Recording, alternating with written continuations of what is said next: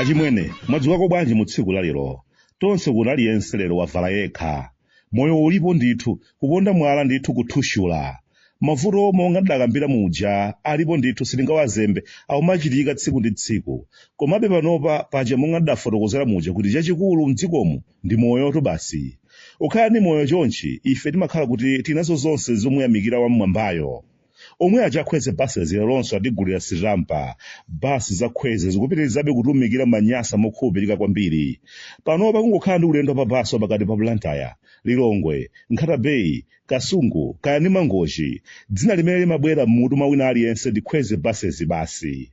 Mayendedwe ake ndi amene amapatsa chikoka, imayenda bwino ndipo njodalirika basi. Kwathu kuno nkhani yavuta imene ili mkamwankamwa Achimwene ndi nkhani zakatangale kumabwalo azamilandu.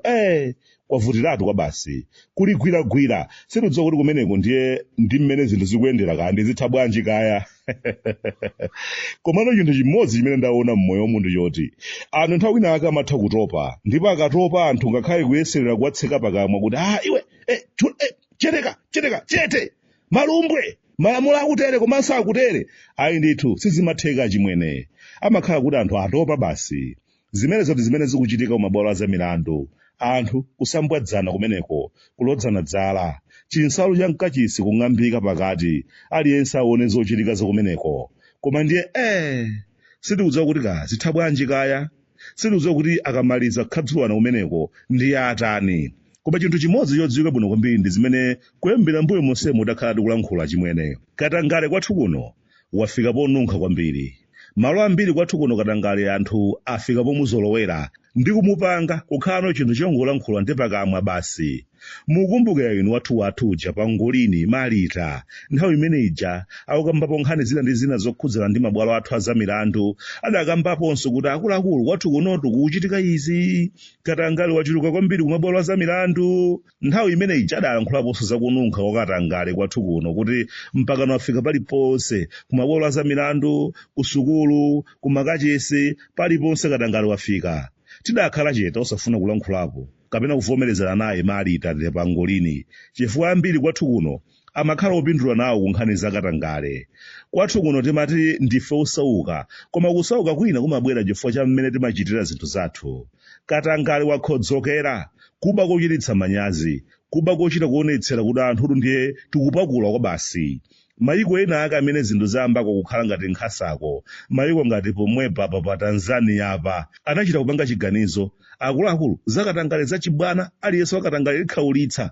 Lero zinthu zayamba kuoneka kuti zikuyenda, akusuntha, zitukuko zikumachitika, opandanso kudalira ndalama ya mzungu.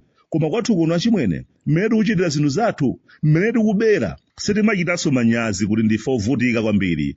Tonse kwathu kuno tinakumana akuba okhaokha, akatangale, anthu amene tikakhala kutali ndiye timakonda kumalankhula ngati zimene tikulankhulazo tikhoza kuzichita. Koma tikangopatsidwa mpata woti tikhale pa mpika, basitu zonse zimene timalankhula zija timaziponyera kaye ku nkhongo. Nkhani yokhudza Katangale kumabwalo azamilandu, ngakhale mwana amene amadziwa kuti komatu zigamulo izi ayi ndithu kalipo mwamva inu.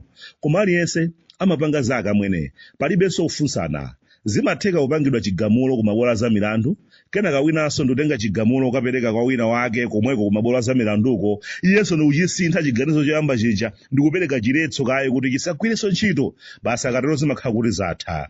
Palibe uyankhula, palibe uwunikanso kuti nkhani kodi zidayenda bwanji, palibe utsutsa. Tini nthambi zina mdziko mwathu muno zimene zimakhala ndi mphamvu kwambiri, zikakhosomola aliyense amayenera athamange, komanso asafunse kaye kuti kodi zikukhala bwanji. Anthutu alandidwa katundu mdziko mwathu muno, alandidwa minda, atayandira za nkhani pa nkhani zoti kuzimva iwenso umachita kudabwa kuti koma zimene zidakhala bwanji. Nchifukwa chani oweruza adaweruza mwamtundu. Basi koma ena misozi imangotsikira m'mimba, podziwa kuti ngakhale tikamang'ane kwakuti palibe chimene titaphule, tili mdziko la Katangale onunkha kwambiri. Zinthu zambiri kwathu kuno zidazondoka kalekale. Zina zimene timalimbikira kuno timachita kudziwiratu kuti timalimbikira izi chifukwa timadyapo basi. Achimwene, ndimamuwuza mkazi wangayo ila magetsi kuti namaga munapo madzifunsako kuti kodi ndalama zija kumati zotukulira madera aphungu akunyumba ya malamulo zija kuti izi kumayenda bwanji.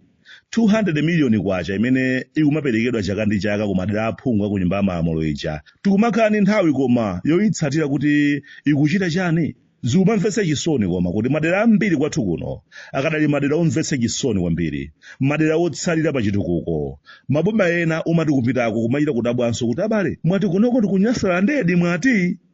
Tsopano nanga ndalama za chitukuko za madera aphungu zija zimagwira ntchito yanji? Amazitsatira ndani? Kupita pa pepala umaona kuti zonse zili bwinobwino ndithu, no mistake. Koma kupita pa galaundi ayi ndithu amwene opanda choloza.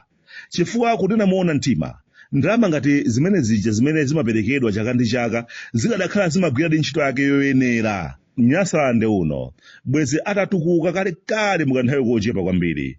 Mukanthawi kochepa bwezi zitukuko zili paliponse. Koma ayitala ndalama zimathira m'malumba mwa anthu. Ndiye kumakhala kuimbira anthu odya nawo ndalama zimene zimenera kutukula madera anthu. Kuyambira kumene zikuchokerako ena amakhala kuti atengapo kale gawo lawo. Kenakanso okalanthira ndalamazo nawonso amatengako zina. Zikapitanso kudera kukagwiritsa ntchito ndalamazo nawonso amakazitafuna osati sewero. Kunena mosapsatira 200 million kwacha imene idayikidwa yotukula madera. Mwina ndalama yosaposera 50 million kwacha yokha ndi imene magwira ntchito. Inayo kumakhala kuzipepesa. Zimakhala ndalama zamasiye zopanda awo ochita kauniuni. Kumamangati zinthu tosadziwika m'makwalalamo. Koma kumva za mamiliyoni amene apita pamenepo wekhanso kudabwa kuti koma inu wekhanso kugwira mmutu kuti koma akuluakulu m'maganizidwe athu akukhala aphwasulo osati masewero. Mwamva inu? Mwati katowireti yaka magwiritsa ntchito ndalama zingati kumayankha m'maso muli gwa ati 20 million kwacha. Koma zona ati aha. Kwathu uno ngakhale titatani koma ngati sitifika potopa naye Katangale palibe chimene tingaphulepo.